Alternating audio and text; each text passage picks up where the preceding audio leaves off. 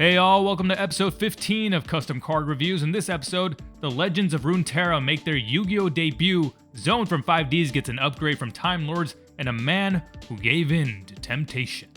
Let's go.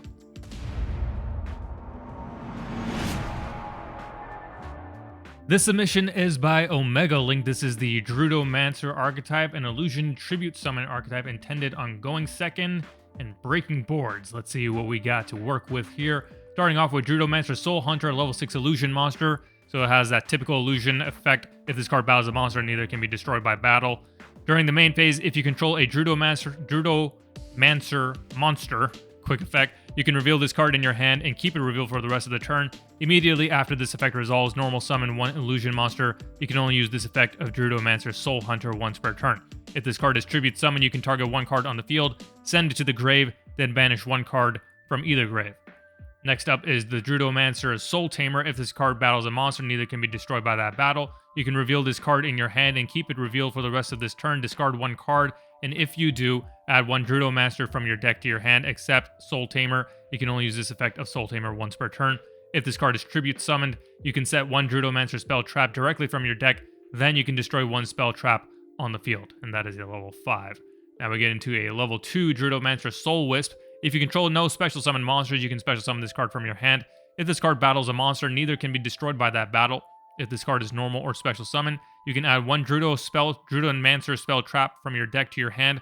Also, you can add special summon monsters for the rest of the turn, except illusion monsters. You can only use this effect of Soul Wisp once per turn.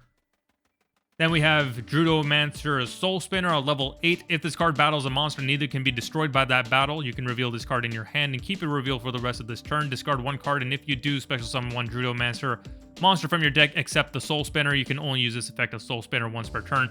If this card is tribute summoned, you can look at your opponent's extra deck, and if you do, banish one monster from it, and if you do that, you can banish all monsters your opponent controls and in their grave with the same card type, Fusion, Synchro, Xyz, or Blink as the banished monster.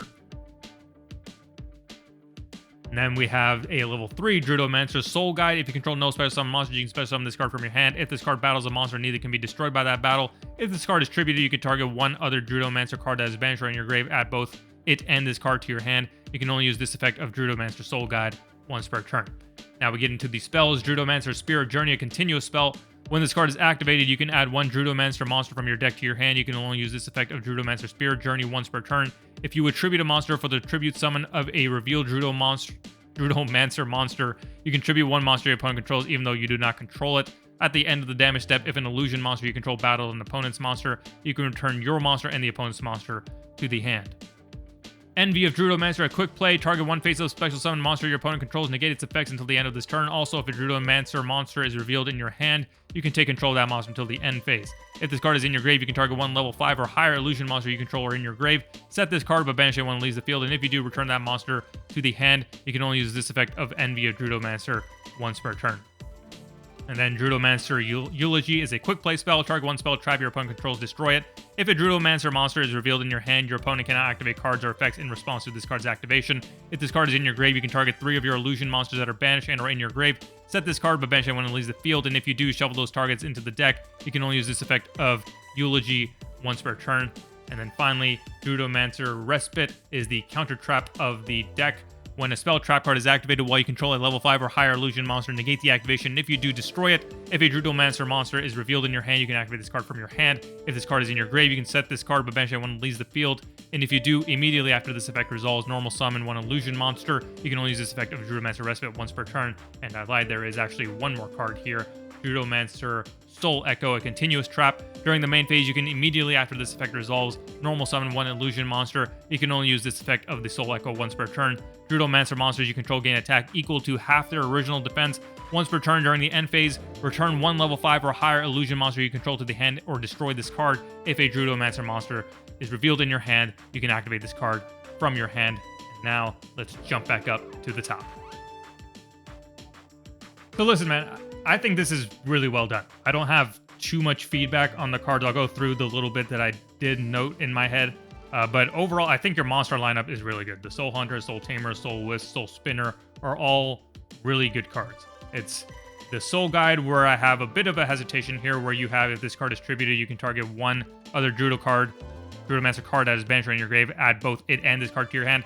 I think floaters in general tend to be float one into another card, not a float one into two, unless it's kind of like a Nimble Momongo, for example, right? But those are kind of like throwaway and very specific on what you can get with it. Usually, if it's like a generic float into another one of your archetype cards, it's usually just get one other card. So I would limit it in that fashion here as well, because I think, generally speaking, a +2 out of nowhere, I know in this case it's being tributed, but a +2 out of nowhere is just not good card design in general, in the general standpoint. Going into the spells and traps, so the combo here with Soul Hunter is really nasty. A bit much for my taste, since the tribute for a summon, like tribute your opponent's monster for a summon, is one of the best forms of removal. But since you're scaling for meta, I think it's fine. So I'll just have to swallow my hesitation with the meta and say, yeah, this is probably fine. The second effect is solid as well.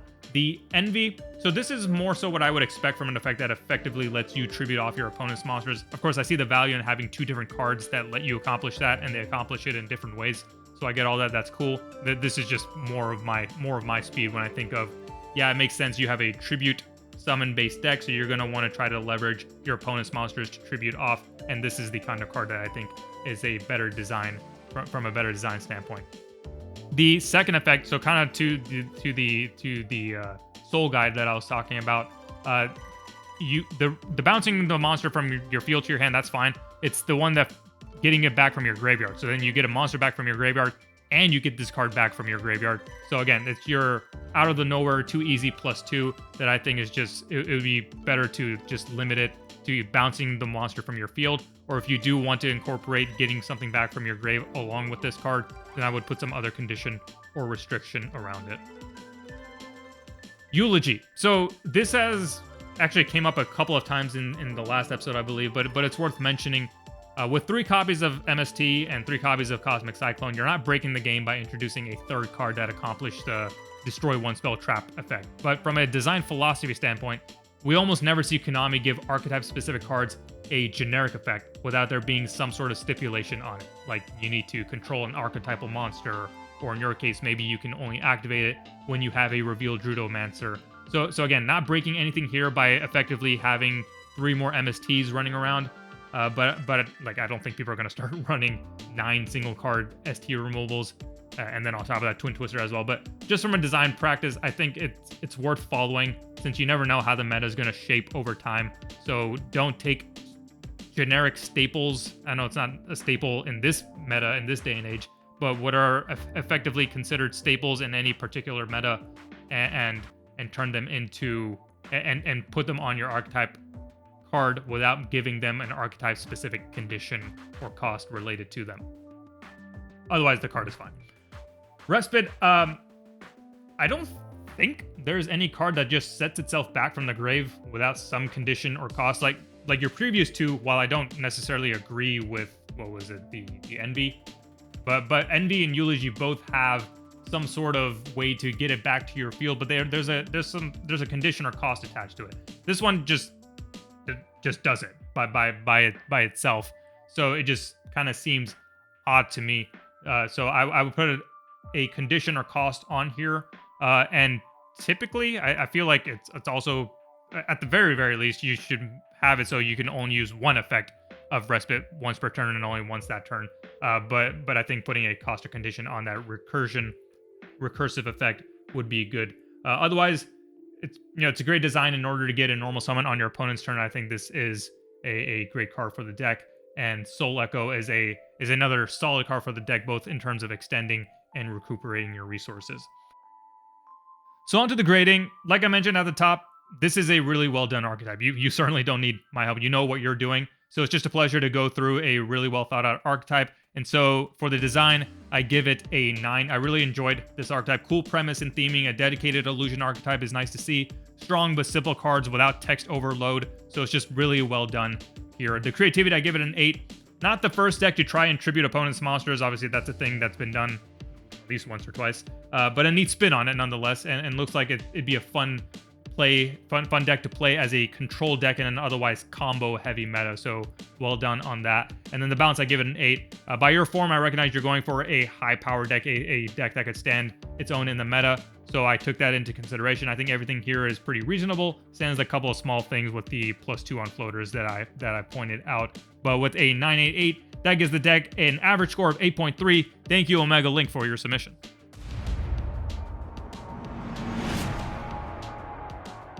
This submission is by Karavahgeo. This is a archetype called Zone. So for all you 5Ds fans out there, hope you'll enjoy this one. Starting off with Arc Cradle Zone A, requires 3 tributes to normal summon, cannot be normal set. This monster gains 500 attack for every token on the field. Once per turn, you contribute the monster with the highest attack on your opponent's field. If it's a tie you choose, then special summon 1 mask token, Spellcaster Dark, level 1, attack 0, defense 0 on their side of the field. Mask tokens on the field cannot be used as material for the summon of a monster from the extra deck while you control this card. Next up is the Zone Defect. So jumping right into the spells and traps. Spell card normal. If this set card on the field is destroyed and sent to your grave, negate the effects of all monsters your opponent controls until the end phase. You cannot special summon monster from your extra deck the turn you activate this effect. Next up is Paradox de la Fleur. Normal spell, this card is always treated as a zone card. If this set card on the field is destroyed and sent to your graveyard, destroy cards on your opponent's side of the field up to the number of mass tokens on the field. Zone Autrefois Chérie. Is that how it's pronounced? I'm just making up French at this point. Spell card, this card is always treated as zone. If this set card on the field is destroyed and sent to your graveyard, target 1 Fleur or zone card or 1 soul binding gate from your deck or grave and add it to your hand. You cannot special summon monsters from the extra deck during the turn you activate this effect. During your main phase, you can banish this card from your grave, then target 1 field spell card you control. That card cannot be destroyed by card effects until your next draw phase. Then we get into the Illusion Field Equa de Zone. No, it's too much text, my guy. I'll get to more feedback here in a second when we go through the feedback. All right, going into the traps, Fleur de Noir. If you control a face-up zone trap card, you can activate this card from your hand. Activate only if you take damage from battle or by card effect. Inflict the same amount of damage to your opponent, then special summon 1 mask token with those same stats for every 800 life points you lost. During your main phase, during your main phase 1, you can banish this card from your grave, remove any number of tokens on the field, then gain 800 life points for each token removed from the field by this effect. Fleur de Fer. Normal trap. If your opponent controls an extra deck monster, quick effect, you can discard this card, activate 1 Illusion Field Equa de Zone from your deck. That's the card that we skipped over. You cannot activate card effects from the hand for the rest of this turn. If an Illusion Field Equa de Zone you control is destroyed and sent to your grave, you can banish it and banish this card from your hand or grave. Set 1 zone or 1 Fleur spell trap directly from your deck. You can only activate each effect of Fleur de Fer once per turn. Zone Control, a continuous trap. Once per turn, you can activate 1 zone control from your hand if you control no non-token monsters. While you control this card, face-up zone trap cards other than zone control and face-up continuous traps that mention Time Lord are unaffected by card effects. You can target 1 effect monster on the field, destroy 1 card you control, and if you do, return that monster to their controller's deck, then their deck is shuffled. You can only control 1 zone control. Just a heads up, you don't need their deck is shuffled. That's a retired phrase from Yu-Gi-Oh! Nomenclature. It's just assume anytime the player goes through the deck, it is shuffled. Next, continuous trap, Zone Oversight. Once per turn, you can activate 1 Zone Oversight from your hand if you control no non-token monsters. If you control 3 Zone Continuous Trap cards, including this one, you can add 1 Arc Cradle Zone A from your deck to your hand. That was the big monster we looked at. Once per turn, you can send 3 Zone Continuous Trap cards you control to the grave. Normal summon 1 Arc Cradle Zone A from your hand, ignoring its summoning conditions. If Arc Cradle Zone A would leave the field while this card is in your grave, you can banish this card. Instead, you can only control 1 Zone Oversight. And then we have Zone Hope, another continuous trap. Once per turn, you can activate 1 Zone Hope from your hand if you control no non-token monsters. You can return 2 cards from your hand to your deck or discard 1 level 7 or higher monster. Add 1 Zone Spell Trap card or a card that mentions Time Lord from deck to your hand.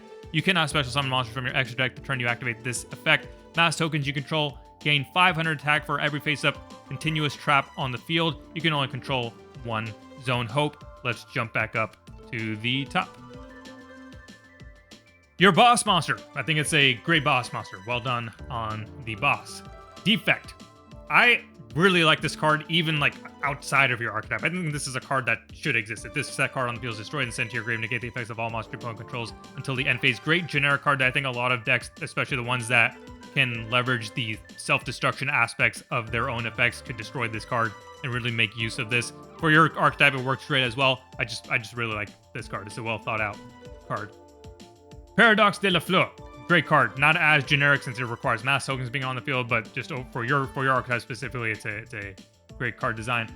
Sherry, so small PSCT thing here. You don't target cards in your deck. So where you say target one Fleur or one zone card or one Soulbinding Gate from your deck or grave. So while you are potentially getting something from your grave as well as from your deck, since you are getting something from your deck, this effect won't target. You'll just jump straight into add one Fleur or zone card or one Soulbinding Gate from your deck or grave to your hand. So if it involves trying to do things with your hand or graveyard, or sorry, hand or deck, then it's not going to target, even if it does involve your field or grave or banishment where you would otherwise target. So just keep that in mind. The second effect is solid.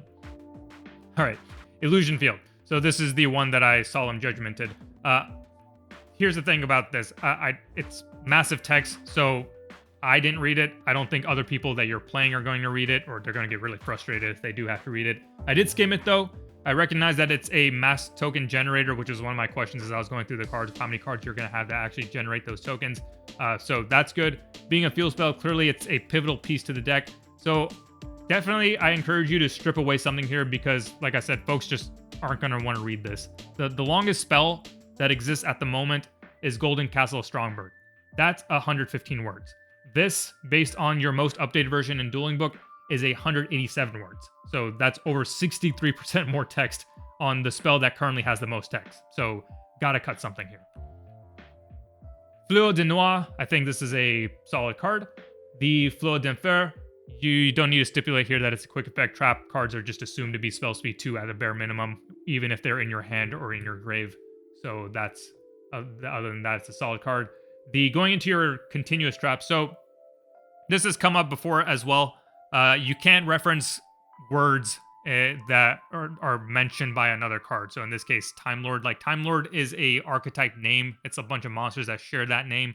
But you can't reference cards that say quote unquote Time Lord or say quote unquote X Saber or Infernity, right? That's not a nomenclature that Konami uses, and so I'm not going to advocate for it either. If you're playing with folks who understand what you're going for, of course, it's all well and good. I'm just giving you my perspective of it, which I tend to align PSCT with Konami as closely as possible. But other than that, I think it's a good card for the deck. The Oversight, I really like how this ties together your traps and goes into your boss. So very well done here. It's like basically like you would otherwise need to tribute 3 monsters, but you're tributing 3 traps. So good on design on that. Only thing here is you should probably add a once per turn on the second effect. So you have once per turn everywhere else. Just add a once per turn there. Otherwise, I feel like you could just keep adding our Cradle Zones from your deck to your hand. Going into Hope. So same thing here about mentioning Time Lord. It's not a thing that is done in typical PSCT, so I would advise against it. Otherwise, it's a solid card. 2 things I'll say about all 3 of these cards. First, when you have a trap card that is activating in your hand, I don't think the once per turn does anything. Maybe if like it gets negated but it stays in your hand, you can't activate it again. Maybe it works like that. So that in that sense, the once per turn makes sense. But maybe you could just stick a hard once per turn on the effects as opposed to the once per turn. But the other thing I'll say is that this idea of being able to activate traps from your hand, I get it. Traps need speed, but I feel like if that condition is going to apply to multiple cards, then it should be a legit condition and preferably one that aligns with the deck concept. I feel like not controlling non-token monsters is a super easy condition to meet. And maybe you just intended it that way so you can drop these cards on your opponent's turn even if they're going first. But it feels like we're losing the spirit of what traps are. So I'm being nitpicky here, but I think if you're going to have multiple cards in your deck, multiple trap cards in your deck that can be activated from your hand, then their condition to allow you to be able to do that should be related to your archetype. So maybe in this case, if there is a token on the field, then you can activate it from your hand. So that's just one idea. It doesn't have to be that idea, but just my, again, nitpickiness there. Moving into the grading for the design, I give it a 7. Overall, it's a strong design. Only glaring thing was the text tsunami on the field spell. But once that's cleaned up, I think you've got a good concept here. My nitpick on the traps from hand notwithstanding. Without having gone through the field thoroughly, though, I would say you might need another way to generate tokens, but assuming that the field spell does it and takes care of it for the most part, maybe you don't. For the creativity, I give it an 8. Good tie-in with Zone's background and fairly unique playstyle as well. And then for the balance, I give it a 9. Overall, well thought out. Good combination of conditions and cost versus effects. Again, I didn't go through the field spell, so I can't really grade the balance on that card, but otherwise, nothing really jumped out to me as too OP, and nothing really jumped out to me as being too weak. So I think you did a really good job on the balance of it. So with the 789, that gives the deck an average score of 8. Thank you, Karavahgeo, for your submission.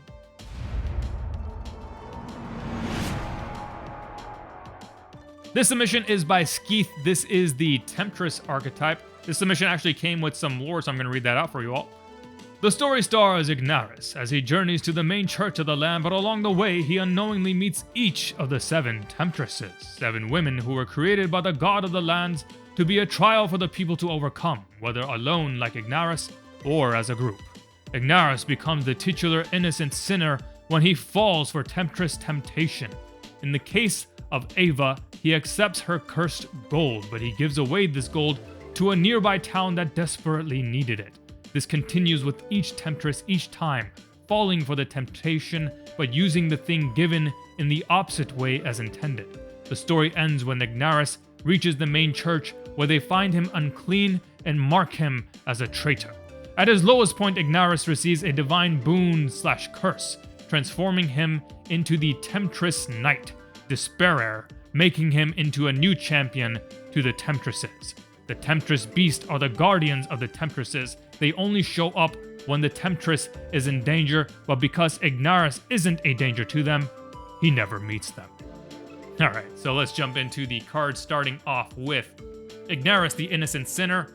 Quick effect, discard this card, and when you do, search for a Temptation or Temptress card. While this card is in the grave, banish this card, and if you do, shuffle 1 Temptation and Sinner card from the grave back into the deck. You can only use the first and second effect of Ignarous, the Pilgriming Squire, once per turn.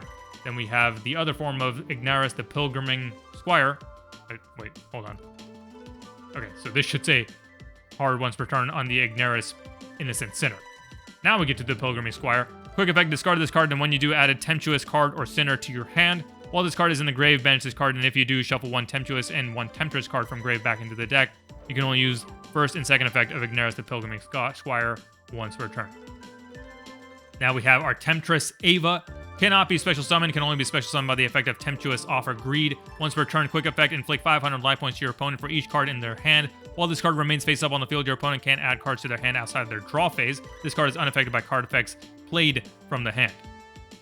Then we have a ritual, Temptress Beast Avadragon. You can ritual summon this card with Temptress Beast Summon. Must be ritual summon and cannot be special summoned by other ways. When this card attacks or is attacked, your opponent draws 1 card. If they can't draw, they reveal it instead. I guess I should say reveal the top card of the deck instead. And if they do, check to see if it's a monster, spell, or trap. If it's a monster, destroy all cards on your opponent's side of the field. If Temptress Ava is face up on the field, negate all the effects of cards destroyed this way.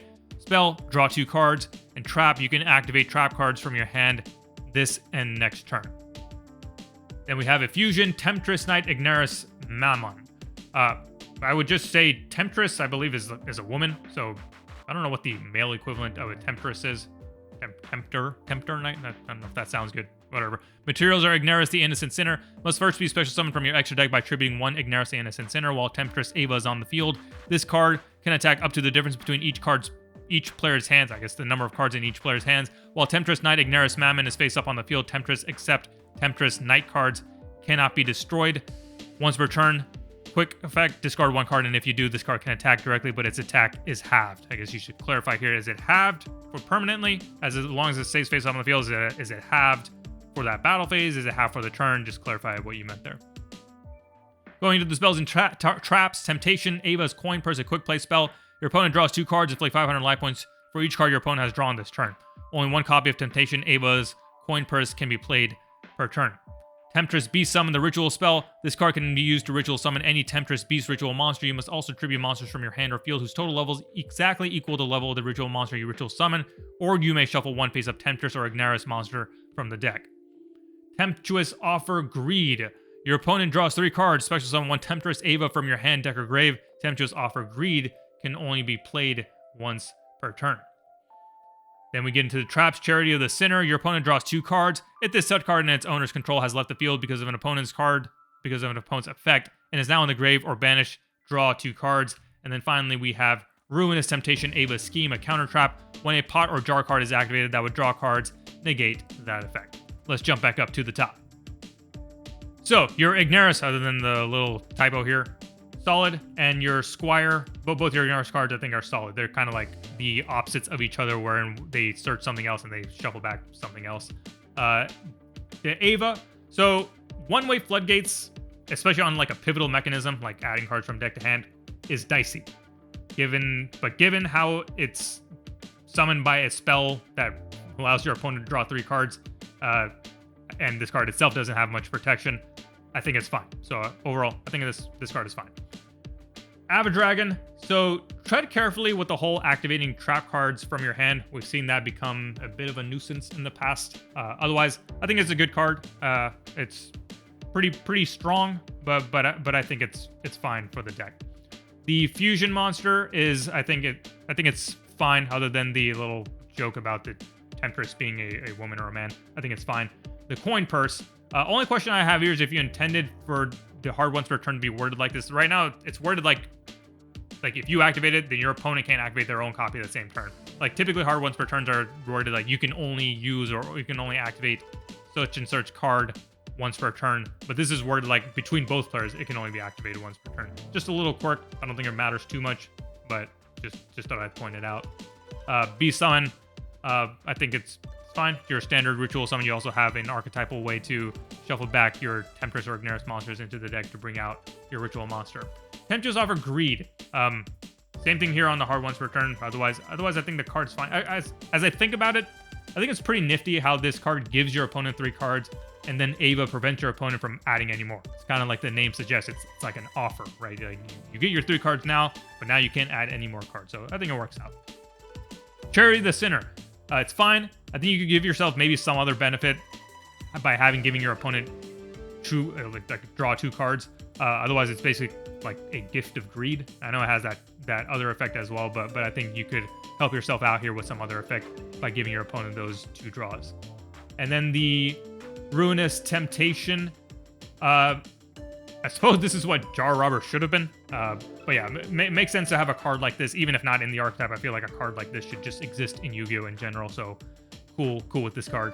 Moving on to the grading. For the design, I give it a 5. I think this deck has a few different things it's trying to do, but none of them are really fully supported. You have Ava, who blocks off your opponent from adding cards to their hand, but then you have a lot of cards that give your opponent cards and burn them for that, so it just seems to be conflicting in some sense. With the creativity, I give it an 8. I like your lore. I think you could do more to build around it with the cards, and maybe you have, and it's just not in these 10 cards, but kudos on the narrative. That's always fun to see, and I think just building more on the narrative that you provided would be good for the deck. And then the balance, I give it a 7. Some pretty strong bosses relative to what the rest of the cards do, especially that ritual. So hard to get a pulse on what kind of power level you're going for. Like the rest of the deck kind of seems like it's pretty tame, like, you know, in that pre-2010 levels.